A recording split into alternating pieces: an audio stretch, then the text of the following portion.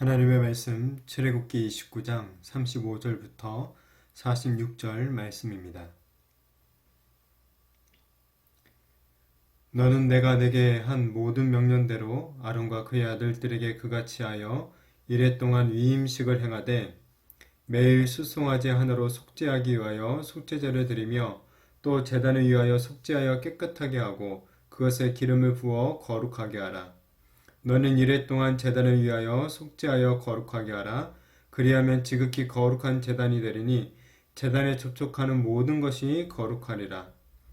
내가 제단 위에 드릴 것은 이러하니라. 매일 1년 된 어린 양 2마리니 한 어린 양은 아침에 드리고 한 어린 양은 저녁 때에 드릴지며 한 어린 양에 고운 밀가루 10분의 1 에바와 찌은 기름 4분의 1 흰을 더하고 또 전제로 포도주 4분의 1 흰을 더할지며 한 어린 양은 저녁 때에 드리되 아침에 한 것처럼 소제와 전제를 그것과 함께 드려 향기로운 냄새가 되게 하여 여호와께 화제로 삼을지니 이는 너희가 대대로 여호와 앞 회막문에서 드릴 번제니라.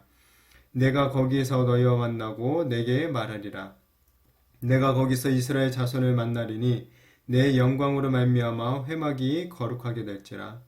내가 그 회막과 제단을 거룩하게 하며 아론과 그의 아들들도 거룩하게 하여 내게 제사장 직분을 행하게 하며 내가 이스라엘 자손 중에 거하여 그들의 하나님이 되리니 그들은 내가 그들의 하나님 여호와로서 그들 중에 거하려고 그들의 애굽 땅에서 인도하여 낸 줄을 알리라.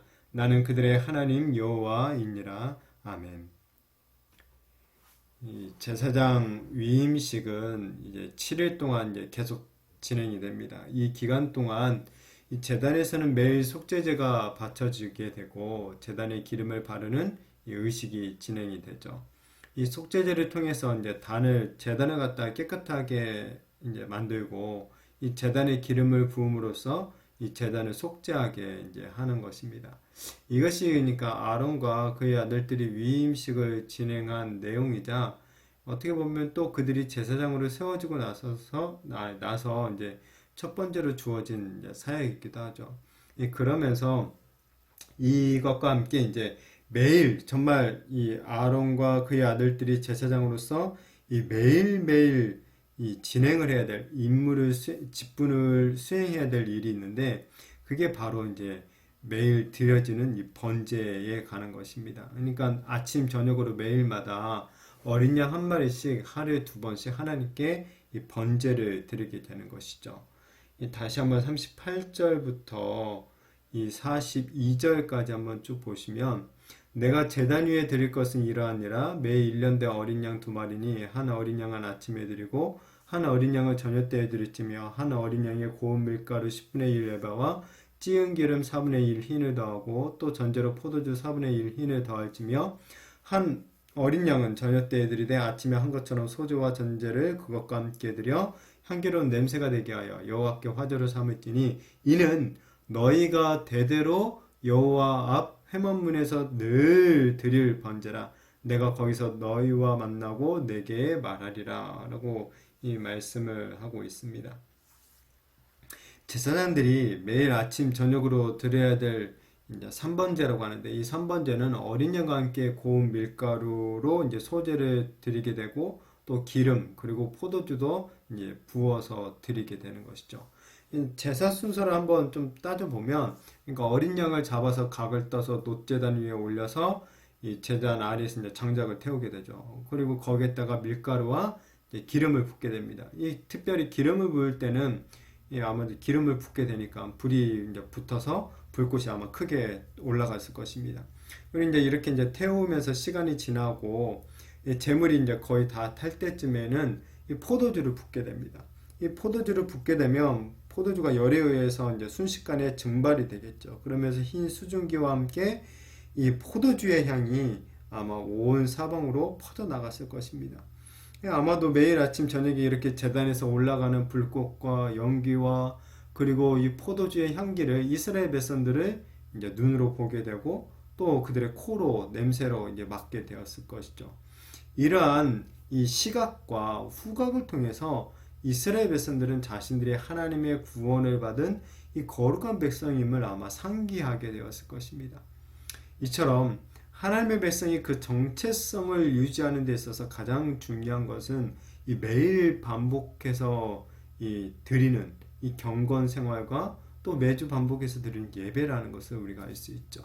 어떻게 보면 이 일은 참 지루하고 이 정말 특별할 것이 없는 어떤 반복의 연속입니다. 그러나 이것이 정말 끊어지지 않고 계속해서 이 끊임없이 이루어질 때 이 신앙의 전체성이 흔들리지 또 않을 수 있게 되는 것이죠.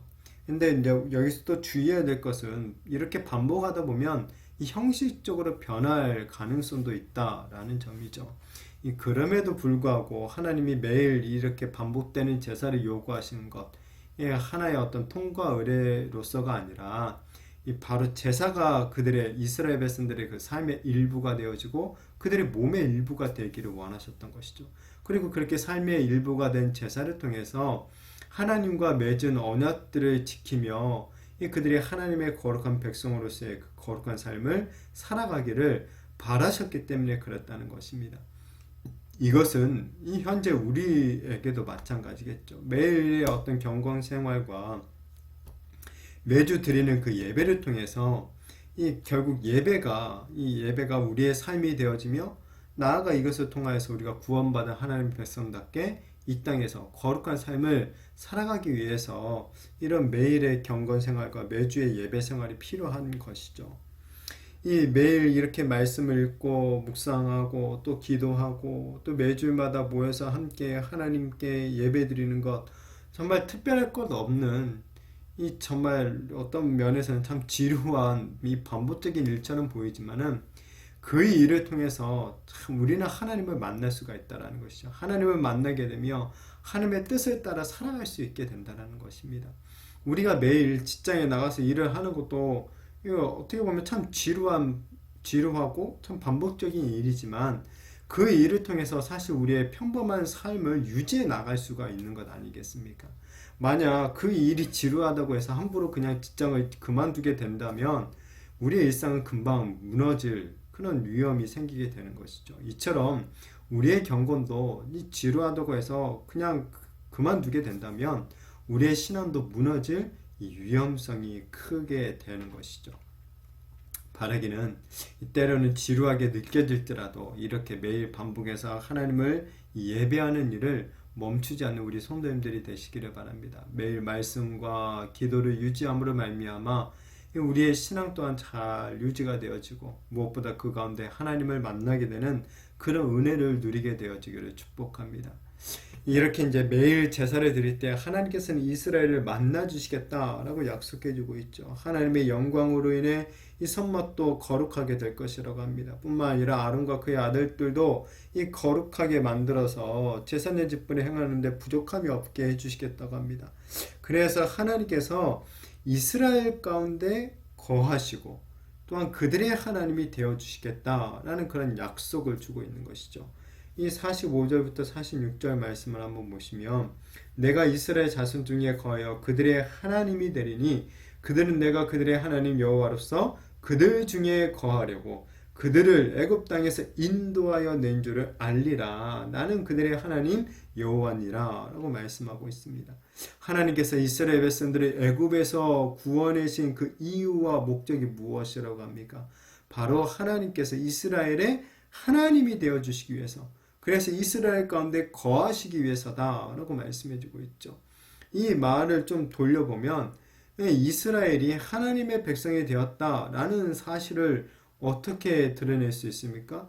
바로 그들 가운데 하나님이 거하시는 것으로 드러낼 수 있다는 거죠. 하나님이 거하시는 것이 뭡니까? 매일매일 반복해서 드리는 제사를 통해서 하나님이 그들 가운데 거하고 계신다라는 것을 드러내고 그 일을 통해서 이스라엘 백성들이 하나님의 백성이 되었고 또 하나님은 그들의 하나님이 되었다라는 것이 증명되어지게 된다는 것이죠.